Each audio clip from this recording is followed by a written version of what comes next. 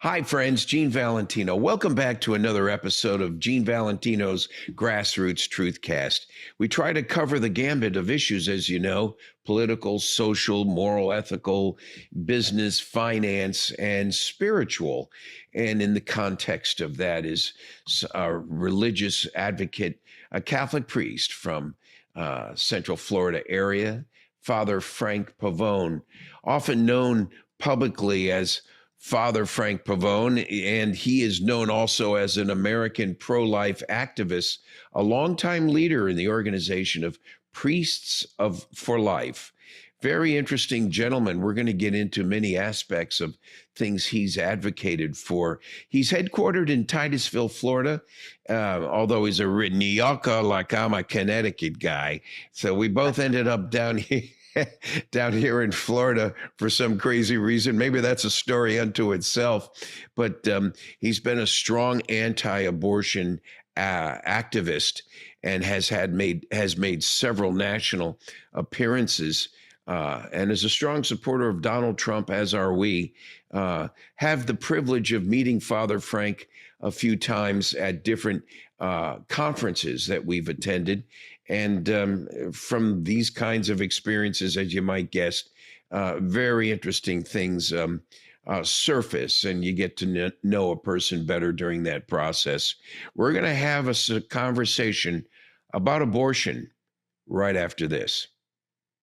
Hi, my name is Glenn Story. I'm the founder and CEO of Patriot Mobile. I'd love for you to learn more about Patriot Mobile, www.patriotmobile.com/Gene V. More importantly, I'd like you to be a subscriber to his show. I mean, his TruthCast is amazing. And if you get to listen to some of them, you'll never go back. I really encourage you to come watch it. Throughout history, the spirit of patriotism has prevailed. The battles may have changed, but the values remain the same. Today, in 2024, we find ourselves at a pivotal moment where the call for unity, freedom, and a better future echoes louder than ever. For more than 10 years, Patriot Mobile has been committed to supporting the values that make our nation great. With affordable plans and reliable nationwide coverage, Patriot Mobile is not just a wireless service. It's a call to action for those who believe in the American dream. Because this year is not just any year, it's the most important year since our nation's founding. Choose a wireless carrier that shares your values. Choose Patriot Mobile.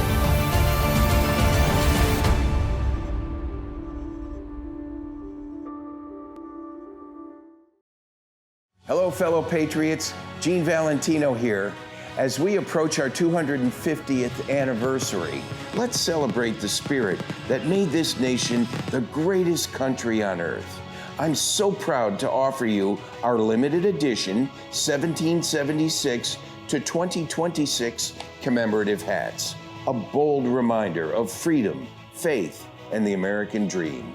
Whether you're at a rally or on a golf course or just showing your pride every day, this hat says it all.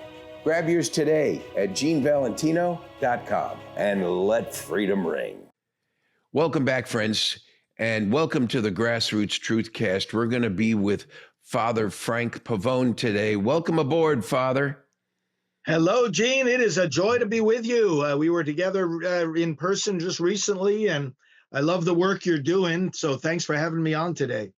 Well, it was during a simple coffee out in the lobby, and we started talking. We swapped cards, and the next thing you know, I find it most fascinating that not only did you mobilize me, but you've dedicated your life to mobilizing the clergy.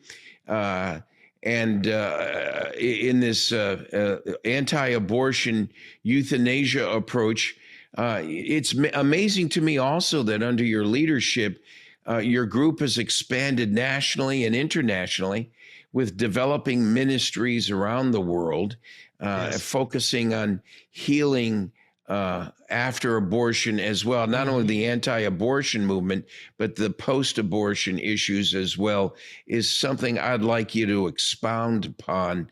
It's amazing how our moral and cultural positions on these kinds of issues have transcended into righteousness in this Gen Z generation. My words, how many coming back to the church? Yeah, exactly. Well, it kind of ties in with the name of your podcast, which I really like, the emphasis on grassroots and the emphasis on truth. This is how we move forward. And this is what explains so many dynamics of what's going on today. Truth is truth. Truth is available to all of us. Much of it is self-evident. And it's stubborn. Truth is stubborn. When we rebel against it, we end up hitting a brick wall sooner or later. And that's where in the grassroots, we are able to experience that.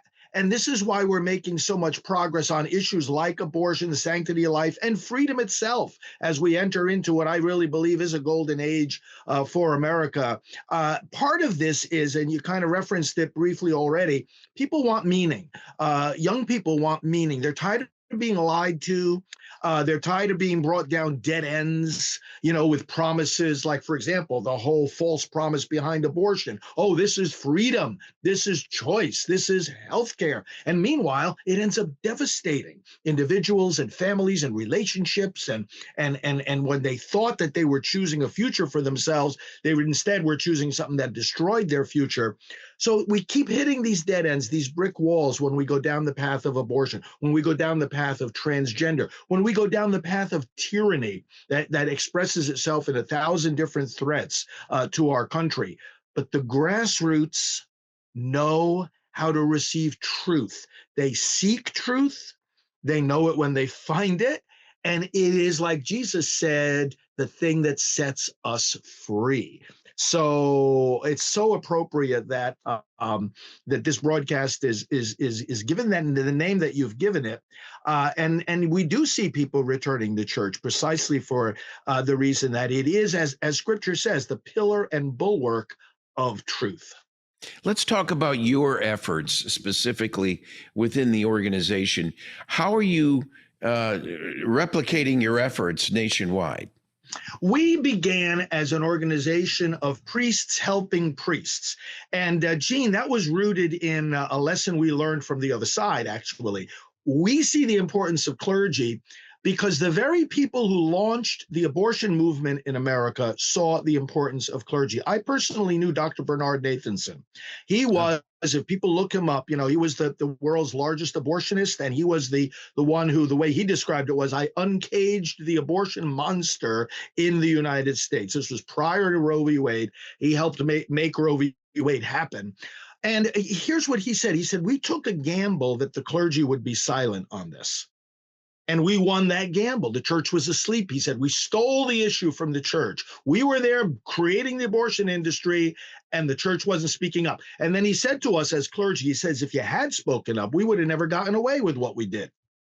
That's what we do to replicate our strength and our efforts, namely the idea that if you get one pastor, if you get one priest fired up about this issue, you are automatically affecting thousands of other people. If you get a priest freed up in his own mind and heart to preach about this, if you get, as I've seen many times in clergy conferences that I do, one pastor awakened, if you will, to the issue of abortion, you're going to affect the whole community. And I'm not saying they were pro-choice before. I'm saying, you have so many people, so many pastors, they are pro-life. They know that this is contrary to the word of God. But that doesn't mean that they have the skill set necessary to conduct this cultural battle. That doesn't mean they're giving it any kind of priority. That doesn't even mean they're giving it any voice. When people say to me, well, why do you have something called Priests for Life? Isn't every priest for life? My response is, well, we just helped them to say so. And that's how we try to replicate this, clergy training online, in person, in different conferences and seminars, one-on-one consultation. This is what my team and I do every day. And it's bearing fruit. And as you said, we could discuss further, it has blossomed into a multifaceted ministry. What are conservatives and pro-life Americans, why are they so confident and joyful right now? Well, What should they be so excited about? Gene, this is such an important consideration right now. We are living at a time when the very foundations and pillars that the pro-abortion movement has relied on for decades are being dismantled. What do I Yeah. mean? In order for our movement to go forward, we have got to have the freedom of religion. Many people, I mean, abortion, you can debate it without any reference to the Bible. All the scientific arguments are on our side. Human reason is on our side. However, most people involved in this movement are, in fact, motivated by their faith.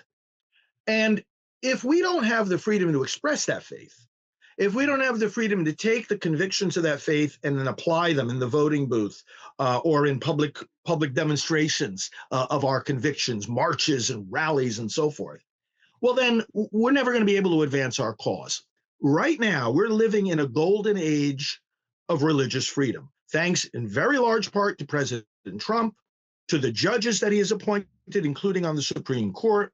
We have had over the last, just take a handful of years, incredibly momentous religious liberty decisions.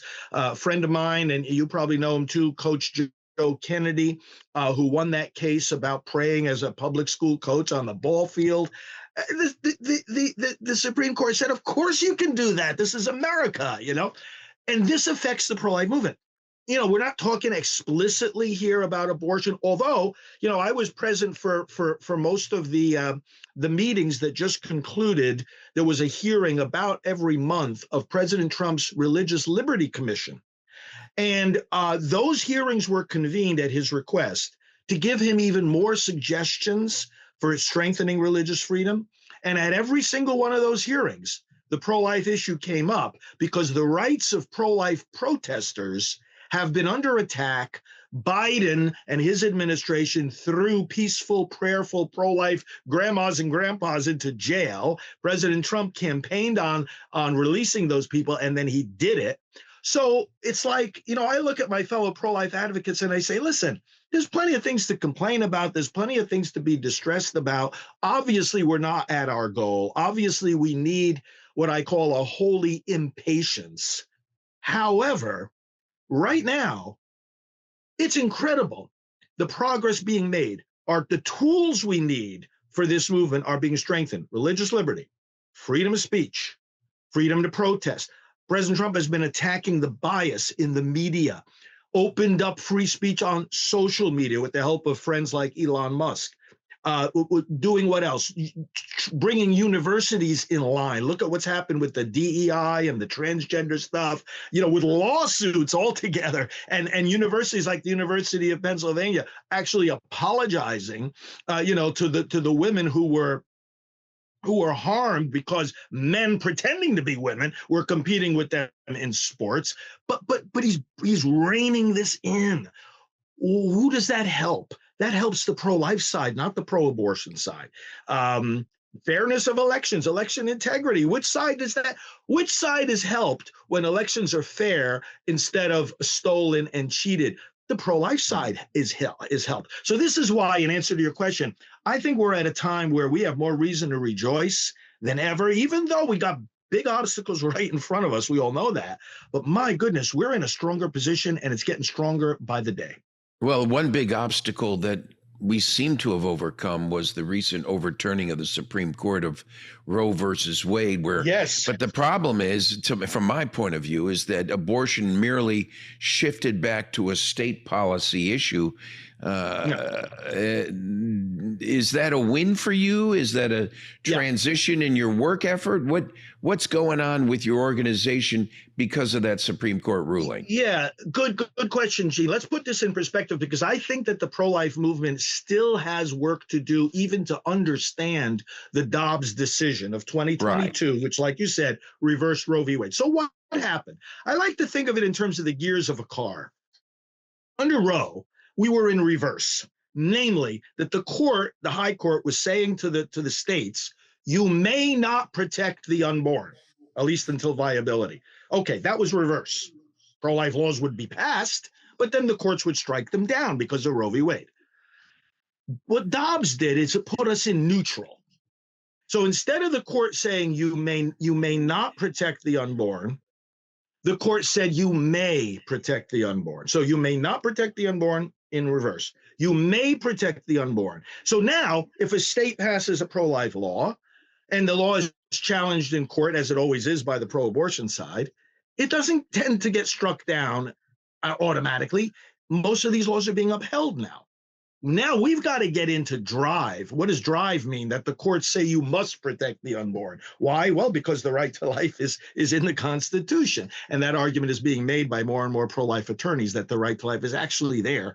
And that just like we are obliged to protect the born, we have to protect the unborn. We don't want our lives protected in one state, but not in another. Right? We don't want our lives protected only up to a certain age and not after that or before that. So we're getting there. It's a big win because it has taken away a big obstacle. Now, let's understand something. First of all, people talk about, oh, it returned it to the states. Okay, well, first of all, it was always a state battle. The reversal of Roe came about. In fact, first of all, Roe came about because of state laws. The reversal of Roe came about because of state law. So the battle has always unfolded in the states. And from Roe to Dobbs, there were dozens of Supreme Court decisions, not all of them anywhere near as well known as Roe and Dobbs, but there were dozens of Supreme Court decisions about abortion. And they basically handle things like funding, parental involvement, what physicians could and couldn't do, how abortion could or couldn't be regulated. But it was always being battled out in the states. The federal government does have a role, and even after Dobbs, still has a role. So I say with Dobbs, it's a 52 jurisdiction battle. 50 states, the District of Columbia, and the federal level, the Congress. It's a battle on 52 different arenas. So we don't forget about the role of the federal. I mean, the other side is fighting on the federal level. And one of the big battles now, of course, is the funding. But yes, overall, it is a tremendous win. It's hard to exaggerate what a big win it actually is. As long as we understand what it means is keep doing what you were doing before. It's not that the actual work has to change that much, because again, as I explained, you do the work of what? You do the work of persuading people with the arguments, the evidence, the science, the ethics. You persuade people. You get those persuaded people to elect pro-life candidates. You get those pro-life office holders to pass pro-life laws. And then you get those laws defended and enforced. It's the same work.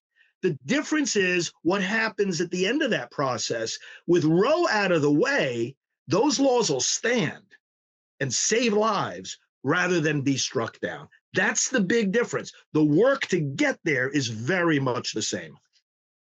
Father Frank Pavone with Priests for Life with us today, folks. We have a lot more ground to cover with Father Frank. I don't know if your job gets harder or easier, but it's not just Priests for Life. I have a dear friend right here in Pensacola, Florida, who is Dr. William Lyle, gynecologist, OBGYN, delivered thousands of babies over his career. After 30 plus years as a physician, he retires and he's doing what you're doing. He's out on the road. He's on a road tour nationwide trying to push the notion that of the inhumanity of abortion. And do you know him? Have you been involved with him? What's his role? Yeah, we know him very well. As a matter of fact, he is one of the members of our Priests for Life Medical Advisory Board, and he's been on that role for a while. He shows people something I've also been talking about for many, many years. And another one of our medical advisors talks about a lot, Dr. Byron Calhoun, who's a maternal fetal medicine specialist, namely that the unborn child, and this was said actually decades ago, you can read it in, that famous medical book, Williams Obstetrics, which decades ago declared medical science's newest patient is the unborn child. Now, a lot of this has come about because of the ability to see the baby. So we know ultrasound. Ultrasound has greatly increased in its effectiveness. There have been some other methods used to embryoscopy, where the actual camera is placed up against the amniotic sac. But the bottom line point that I'm making is the better that you can see the baby, the more you can treat the baby. You can diagnose the baby if there's a problem, be it the spina bifida or a malfunction of the heart or even problems in the brain. And now, if you can see, you can diagnose. If you can diagnose, you can treat. And some of that treatment actually is surgery. So as you've heard Dr. Lyle explain, and many audiences have, we're actually doing heart surgery and brain surgery on this little baby in the womb that some people think is not even a person. Here's the irony, Gene. In the period of time that we have learned through medical science more about that unborn baby than we've ever known in human history, in that same period of time, that very child has been deprived of protection. How does that make sense? It makes no sense. And then Dr. Bernard Nathanson, whom I mentioned before, that's how this biggest abortionist of all time ended up becoming pro-life. Through the science, through the contradiction that he himself experienced, whereby on one level of the medical building that he staffed, these unborn babies were being seen, diagnosed, and treated. And on another floor of that same building, they were being dismembered and thrown in the garbage. The human mind and the human heart cannot endure that kind of cognitive dissonance, that kind of moral contradiction. And that's why Dr. Lyle and I and many others share the confidence that this lie is not going to endure. It's doing a lot of damage while it's enduring, and it's still got to be driven back, but it's not going to endure. The midterm elections, politically, let me pivot for a second. Unrelated, but related.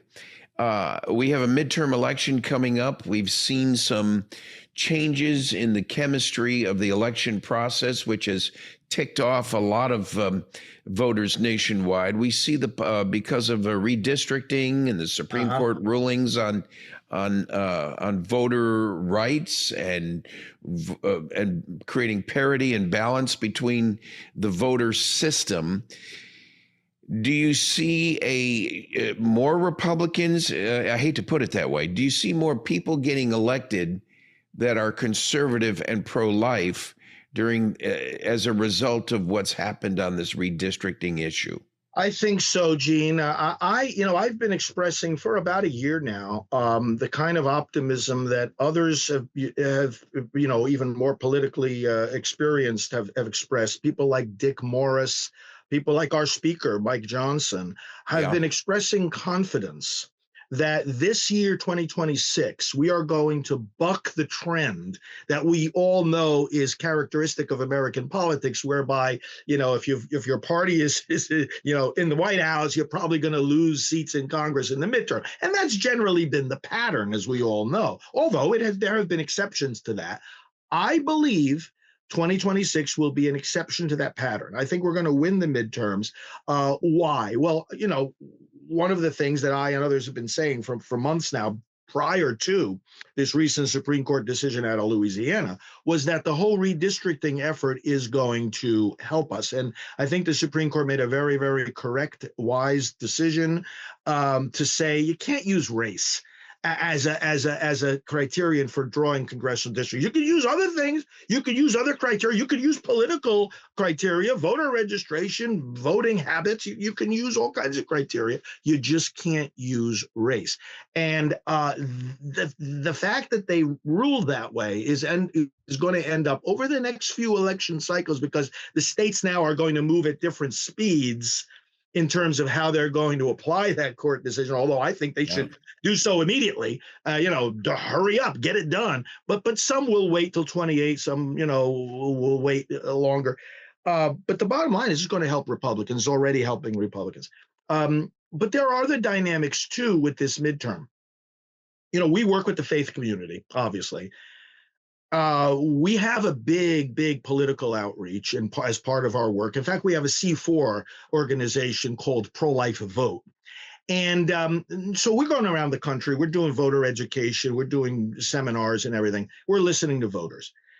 I'm sure you had the same experience in the 2024 election. How many of our fellow citizens did you hear saying things like, you know what, this election is not just about this or that policy or this or that candidate or party even. This is a battle between good and evil, between common sense and insanity. Weren't a lot of people saying that? And to me, what that is it indicated was, and we saw it in the outcome, that believers got into those voting booths. What motivated them to get up and get out and vote? Well, of course, President Trump, as an individual, as a candidate, he gets people out of the woodwork. He brings forward the low propensity voters. And of course, one of the downsides of these midterms is that he himself is not on the ballot. So the people who voted for him, even those low propensity voters, maybe they hadn't voted in many years, but they came out to vote for Trump. Okay, we got to speak to them right now. We got to say, listen, the very same motive you had for voting for Trump in 24, you got to get out and vote for Republicans in 26. Otherwise, that president, did you elect that president for a 2-year term or a 4-year term? If we elected him for a 4-year term, we got to give him a Congress that's going to protect and advance his agenda, which is our agenda as voters. So, but the point is that it is our agenda, and it's an agenda that has been supercharged with the awareness that, yes, this is a battle between good and evil. It wasn't always that way because, you could have very, very good people on both sides debating policies. Okay, fine. That's part of the American process. Policies are not the same as principles. The principles underlie the policies and represent things that we should all, on both sides of the political fence, agree on, except that we no longer do. The Democrat Party has rejected the very concept of truth, the very notion of freedom, the very love of God that our nation was built upon. They see religious freedom now as discrimination. They see truth as something you could throw out the window. A man is not a man, a woman is not a woman. The only reason we can say that now is that we've been saying a baby's not a baby. This is all the rejection of truth. And it's like believers are looking at this and saying, I can't go along with this anymore. I can't let this happen. Reason, again, getting to the main point here, the confidence for the midterms, I don't see that dynamic slowing down, getting diluted, or going away or being forgotten. I see it still front and center. Believers still see the battle between good and evil. Democrats have doubled down on the insanity, and I think that's going to bring people out to the polls. If I was to say to you that abortion statistics are not what they appear to be, how would you respond? You would be very right, and not enough people are saying it. Let me explain why I say that. It has become a common talking point, Gene, that like we were discussing earlier, Roe was reversed, but now there are more abortions than there were before. And I say, pause for a moment. We don't know that for sure. Abortion statistics are very tricky to get a hold of. Let's go back even before the Dobbs decision reversed Roe. Two main sources of abortion statistics, the Centers for Disease Control, a government agency, and the Alan Guttmacher Institute, an independent agency, although they used to be affiliated with Planned Parenthood, but now they're more independent. The CDC relies on the states to report abortion statistics. But for the longest time, and it's still true today, the state where there are the most abortions, namely California, doesn't report their statistics to the CDC. So you look back at the time during under Roe, the numbers we had were way lower than the actual numbers of abortions. Now, Guttmacher Institute has taken a different approach. Up to now, they have gone to the abortion clinics proactively and said, what are your numbers? How many abortions you doing? So their numbers were always higher, but still not the reality, because abortionists are, I always say you can't practice vice virtuously. If your conscience is so twisted that you can kill a baby, you're not going to find it hard to fudge statistics or not bother keeping them at all. So besides all sorts of other malpractice. Okay, so the numbers are still uncertain. Now that they're even more uncertain. Why? First of all, Guttmacher and other agencies that track abortions have changed their methods. Instead of going out to the clinics and getting the numbers, they take a smaller sample now, and then they project the numbers. In other words, they're guessing. They're guessing. So that's problem number one. Problem number two, with Dobbs, now the states are going each their own way. Some are really protecting the unborn, and we know the numbers go down in those states. And others have expanded the so-called right to abortion and even put it in their state constitution, and so the numbers are going up. But how do you track that now? You can't take the average number of abortions that an abortionist does, because now they're going from state to state. They're changing the way that they're organizing their clinics. Clinics are closing, others are amalgamating. People are crossing state lines. It's very confusing for state departments of health, even if they wanted to report their statistics. And then you've got the chemical abortions. And Gene, we can count to a certain extent the numbers of these drugs that are manufactured and sold, and some of them are sent out in the mail, although most of them are still being distributed by the brick and mortar clinics. But the fact that an abortion drug is sold doesn't mean it was taken.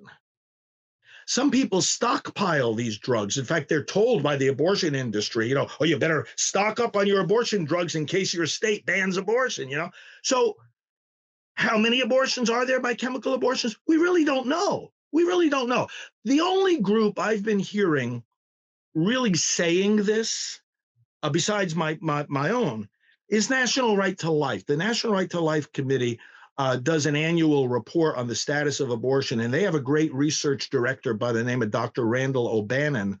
And I was interviewing Randall recently, and he was going through these very points. And he said, listen, be a little skeptical about these statistics. And a final thing to keep in mind was, we talked earlier about Bernard Nathanson. One of the ways that he launched the abortion movement back in the late 60s and tried to make it seem acceptable to the public? By inflating and inventing the statistics. By making it sound like there were tens of thousands more abortions than there actually were, he and his friends made it more acceptable in the minds of people. And I'm suspicious that the abortion industry now, which has really got their foot on the pedal for these chemical abortions, is trying to make it seem more commonplace than it is. And a lot of it is wishful thinking. So I would be very skeptical about any kind of abortion statistics that we are hearing. One thing we do know is that when states pass pro-life laws, the birth rates in those states increase. So we do see more babies being born. That we can track with a great deal of certainty. Well, we're with Father Frank Pavone, Priest for Life, but the statistics, this isn't just a Catholic thing. This is right. a faith-based, at least a faith-based initiative crossing over several sects of religion, and so I presume when you say Priests for Life, it's many in the ministry of Christianity that are fighting this cause. A few people I know who are not Catholics are working this cause with you, and that's so admirable because it's a life thing, not a Catholic thing. No, that's right. Yeah. And as a matter of fact, our ministry started as Catholic priests helping other priests, but it quickly became interdenominational. One of the people who has helped to lead our organization, she worked with us full-time for 16 years, and she's still a member of our board, is Dr. Alveda King, known to all of us, a wonderful person. And, and she, of course, she's not a Catholic herself, but she loves working with us. And no, I have always had a strong sense of the the wider body of Christ being, just first of all, just the joy of proclaiming together that Jesus is Lord across denominational lines has been a centerpiece of my own spirituality. And secondly, the fact of the pro-life movement is that it is interdenominational in the best sense of the term. You've got Catholics and Protestants, even as Martin Luther King Jr. said, Catholics and Protestants together, and where are we together? We're together in running the pregnancy centers. We're together in election work and lobbying. And you know where else we're together?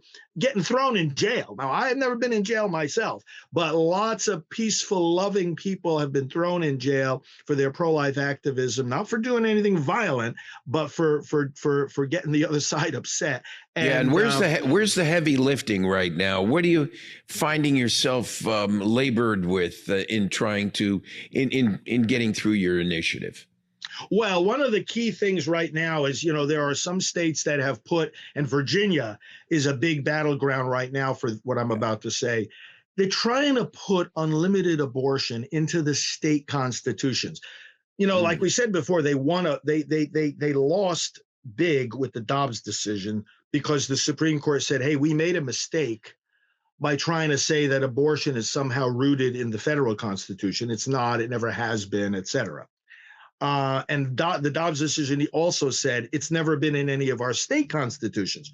Well, the abortion industry responded by starting to put it in the state constitutions. And what they do is they create these very deceptive ballot measures. I call it soundbite voting. Instead of using the legislative process where you have robust debate and you have a lot of input from the people and debate among the lawmakers, they have this soundbite voting, or let's just put out this slogan onto the ballot. Oh, you in favor of reproductive freedom, and all that stuff. And people think it's a good thing. And they end up with a policy that says you can't even allow a parent to have a say in the abortion of her daughter if she's a minor. And you can't even have a requirement that a doctor has to be the one doing the abortion. And you can't even have a limit even on abortions in the third trimester of pregnancy, healthy mother, healthy baby. This is extremism that the American people have never ever embraced. Well, that's one of the reasons I brought up the Dobbs decision in the beginning.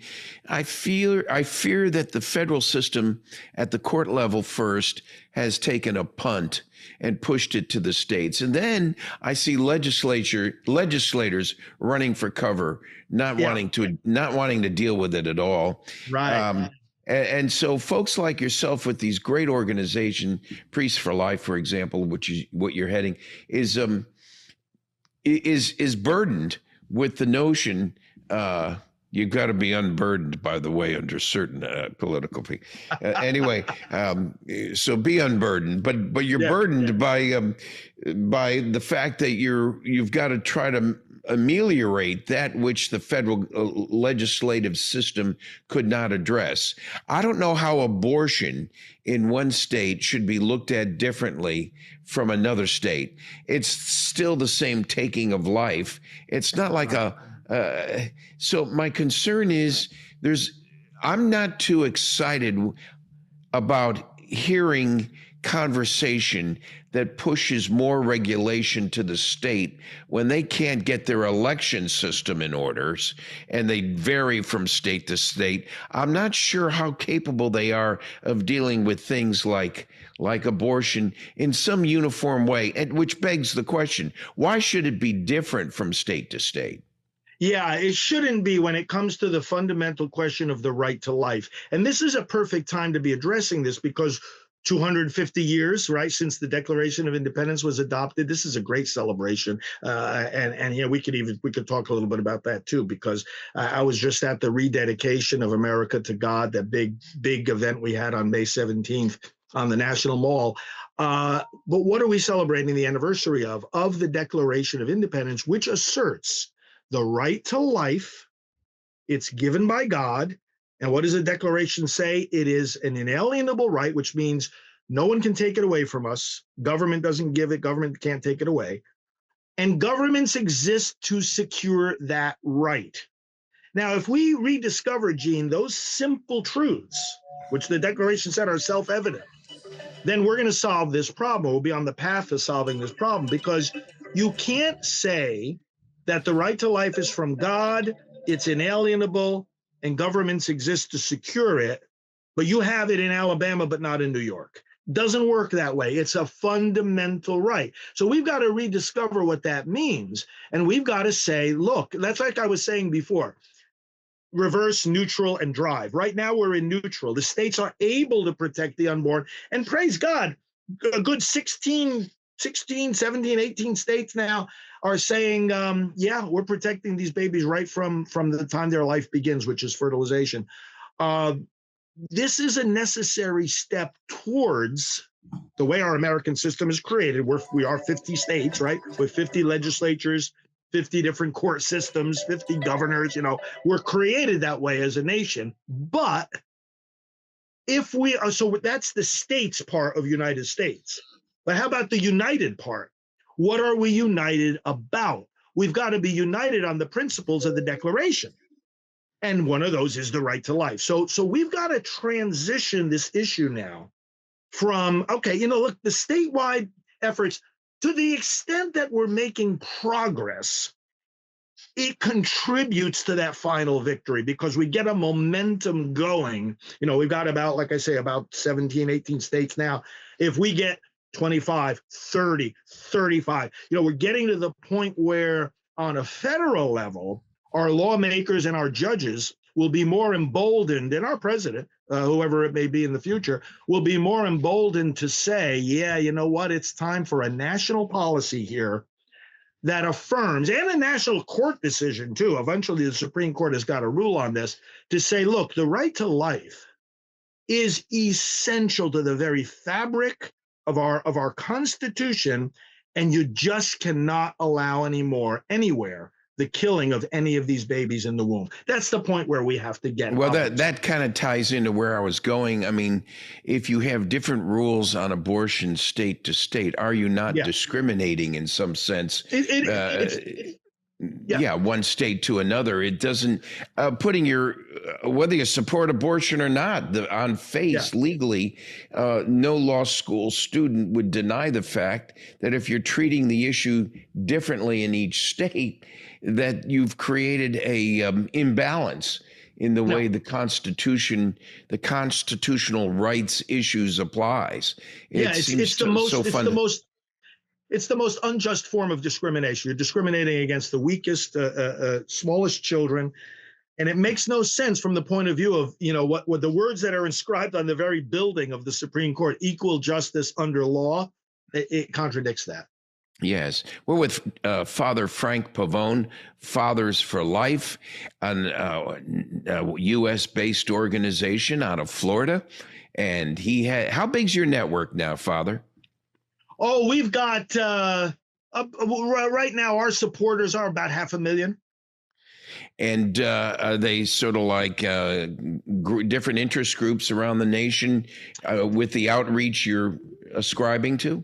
That's right. We have, there's a nice intersection between our pro-life supporters and the MAGA movement. We've got, in fact, we've got an effort called Pro-Life MAGA, where we show the intersection of these two great movements, the pro-life movement and the MAGA movement. And then we've got people who are involved in of course, the different religious groups. Of course, much of our audience is Catholic, but then we've got the evangelical support. And then we've also got a large segment, and we haven't talked much about this yet, of the work we do with healing people who have had abortions.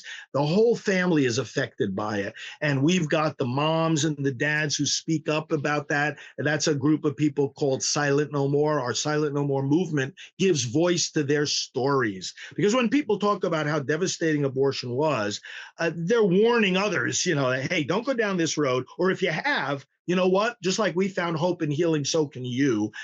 So it is a beautiful testimony. And then, of course, it speaks to the wider issue of having a savior, no matter what our sins are. God is not interested in condemning or abandoning us. He wants to save us. So the Silent No More campaign gives witness to all of that. So these are some of our constituencies. And then we've got, of course, our political activists, people who are in the conservative political movement that very much are joined with us in this battle. The outreach to me is so, and the education is so important. It seems that when people understand it better, they're more able to address it no matter what phase of pregnancy a woman might be in. And there's a male side of this too. What have you learned from the father that is involved in this? I won't call it a mishap. I'll call it maybe a little less discretion that should have been employed during this engagement. But what do you find coming out of this process with the father or father to Well, be? fathers obviously play a key role. The other side wants to try to paint this as a woman's issue, but that just isolates the woman. If you say she's the only one who has a say in this, well, then you're also saying she's the only one that has to carry the burden of this decision. Why? A man should be standing next to her, shouldn't be backing away saying, oh, it's your choice, it's your choice. Then he's buying into the propaganda of the other side. Instead, he should say, listen, that baby didn't come about from by magic. It was the two of us that came together, and whether we should stay together, that's a different question. The solution is not always that they end up getting married if they're not married already. But the solution is support, mutual support. Let's do the right thing together. Now, the fathers, sometimes that dad is all in favor of life, is pushing for the life of that child, is saying we can get through this. And sometimes he doesn't even know that mom aborted his child. Sometimes these dads are suffering because their child was killed with them not them even knowing it, much less consenting to it. And that's a terrible wound for any man. On the other hand, sometimes the man is more guilty of the abortion than the woman. Because she might be the one saying, hey, this is a baby. I want to protect this baby. And he's the one pushing and threatening or even forcing the abortion. We have seen that time and time again. In fact, we were discussing earlier these chemical abortions. And sadly, we've got an increasing number of stories where we've actually had dads who have taken these abortion drugs and put them into that mother's drink or food, and she ends up aborting the baby against her own will. That is pure evil. I mean, the abortion itself is evil. You add on top of that somebody pushing it on her like that. What a terrible thing. So men have a big responsibility here, and the healing work that we do for the moms that are, repenting of their abortions, the healing work we do includes the dads as well. And we see them coming to the Lord. We see them repenting of their sin if they did have involvement. We see them grieving their own children. And we see them speaking up. And the more that men start speaking up about this, the sooner we're going to get to solving this problem. Have you had the chance to talk to President Trump about this? I have. It's been a great privilege of mine to be part of his, both in the 2016 and the 2020 campaigns. I was asked to be part of his advisory group on pro-life, as well as his Catholic advisory board. The 2024 campaign, the coalitions were structured a little differently, and it was more under the umbrella of the faith office, but I've been involved in that too. So I have been privileged to be able to be in conference calls with him, to have some direct conversations, to work through his close associates and cabinet members and other advisors to give input on the abortion issue. And I've always found, Gene, that as so many of us and our colleagues have found, that this is a man who listens. He's a very decisive man, but he considers everything before he comes to his decisions. And he'll ask, as has been written about him in many of his biographies, whether it's the construction worker on one of his sites when he was doing real estate, or a waiter or waitress, at one of his hotels, he'll pay as much attention to the ordinary average American citizen as he will to the elite class of experts and consultants, and that's part of his genius. He'll listen. I love the story he tells about how he got rid of the ISIS caliphate, when he went over there and Raisin Cain was talking to him, right? And he said, hey, we can get this done in a few weeks. What do you mean? Well, why wasn't I told that before? Well, sir, no one ever asked us. Well, I'm asking you, and he gets to the talk about grassroots, right? Like this podcast, you get to this is a man, he knows how to listen to the grassroots. So yes, I've had the opportunity to give input, and I have been just very impressed by the fact that this is a man that wants to get things done, including on this issue. Now, he recognizes the political difficulty of the abortion issue. He doesn't oversimplify it in terms of the political difficulty. And, some people in the movement say, oh, well, he needs to be more aggressive on this. But I go back to what I said at the beginning of our discussion. I don't need him to do my job as a pro-life leader in the sense of, give a big pro-life speech, about abortion and everything. I don't need the president to do that. I need the president to protect my right to do that and my tools to do that and my freedom of speech and my freedom to protest. We will get the job done. I am convinced. There's enough people that know the truth about this. We will get the job done. We will restore protection of the unborn. Just preserve our Constitution, because the Constitution gives us the tools to do that. Preserve the Constitution, Mr. President. You are doing that, and we'll get the rest done. An energetic conversation with Father Frank Pavone, pro-life activist, folks, longtime leader of an organization called Priests for Life, headquartered in Titusville, Florida, in the region. Father, in the last few minutes, give us your website, give us your phone number, give us anything you want. I bet you there's more than one person out there who's watching this who wants in. How do they reach you? Pro-Life Central is our website, prolifecentral.org. I'm on social media at FR Frank Pavone on all the major platforms. And people can reach us in those two ways. We got the easiest phone number in the pro-life movement, by the way, 321 500-1000. That's our main office. We got our staff standing by to help and plug you into all our different activities. 321 500-1000 at FR Frank Pavone on social media and Pro-Life Central on the web. Father Frank Pavone, thank you for joining me here today. This has been really enlightening, and we will post this episode on GrassRoots TruthCast. Folks, if you want to come back to GrassRoots TruthCast as well, it will be libraried there in date sequence. It'll also be an active episode for you to participate in, and you can contact Father Frank directly or contact us at the GrassRoots TruthCast. That was Father Frank Pavone, a pro-life activist, as I said, and head of Priests for Life. We thank Father Frank Pavone for being with us today. And we thank you again for another episode of Gene Valentino's GrassRoots TruthCast. See you soon.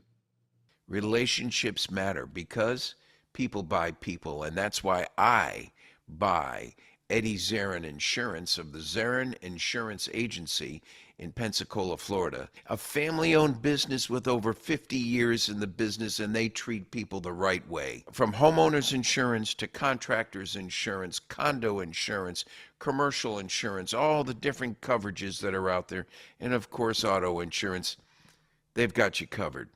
They worry about you first. You're more than a policy number. You're a person who they're watching out for, not when the sun is shining, but after the hurricane has left. If you want real service with real savings, contact Eddie Zarin at the Eddie Zarin Insurance Agency. www.zarininsurance.com. Give them a call today. You'll be glad you did when you do.